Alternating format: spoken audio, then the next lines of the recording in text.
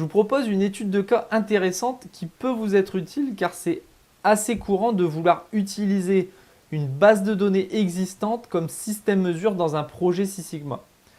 La vraie question c'est peut-on se fier à ces valeurs?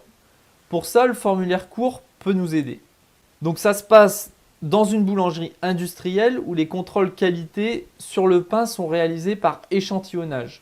Les opérateurs prélèvent 10 pains et ils pèsent pour vérifier que le poids réel correspond au poids théorique.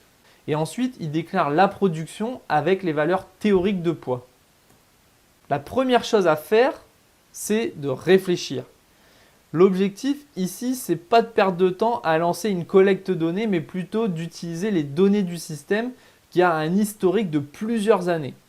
Forcément, il n'y a pas de répétition possible dans ce cas, donc l'objectif de l'étude du gauge RNR, c'est de savoir si des valeurs théoriques qui sont dans le système sont proches de la réalité.